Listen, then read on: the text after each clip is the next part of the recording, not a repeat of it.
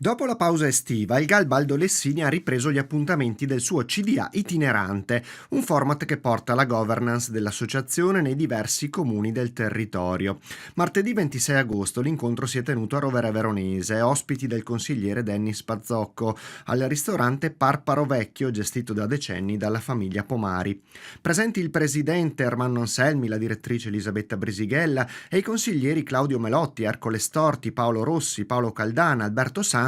oltre a Raffaello Campostrini e Fabio Ferrari collegati online.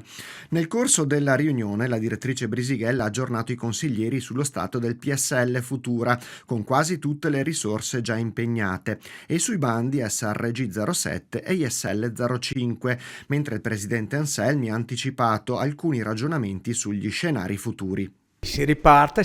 proprio qui dalla Lessinia, siamo al Parparo Vecchio, ospiti di un nostro consigliere, Dennis Pazzocco, quindi ci fa piacere essere qua. Anche stasera abbiamo fatto il punto della situazione, soprattutto abbiamo visto che abbiamo impegnato tutte le risorse, abbiamo ancora pochi bandi che stanno per chiudere e già siamo concentrati su due tematiche principali. Una, tutta una serie di altre misure al di fuori del programma Leader come l'Interreg che ci stanno occupando del tempo e quindi li stiamo mandando avanti per creare delle opportunità nei prossimi anni. E la seconda, cominciamo a ragionare sulla nuova programmazione dove potremo magari dare un nostro contributo. Speriamo che ancora una volta potremo essere efficaci all'interno delle politiche territoriali. Il presidente del GAL ha guardato oltre verso uno scenario di grande cambiamento anche a livello comunitario ed europeo, con lo spettro di futuri tagli per i programmi di coesione. Per forza di cose siamo all'interno della PAC anche noi e quindi sappiamo che c'è una forte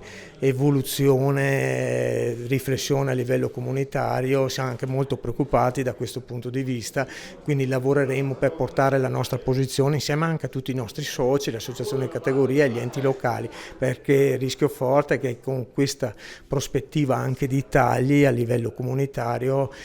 ci sia la possibilità che le zone marginali vadano veramente molto in sofferenza. Il consigliere Pazzocco ha sottolineato l'importanza del CDA itinerante come strumento di vicinanza concreta al territorio. Sì, il GAL è sempre presente, diciamo, cerca di avvicinarsi al territorio proprio perché noi come GAL dobbiamo essere sul territorio, farci vedere, farci conoscere e soprattutto dobbiamo essere noi a conoscere bene il territorio. Quindi quale migliore occasione anche di viverlo, di girarlo. E oggi siamo qui a Parparo Vecchio, nella struttura del comune di Rovere, che è gestita da tantissimi anni dalla famiglia Pomari,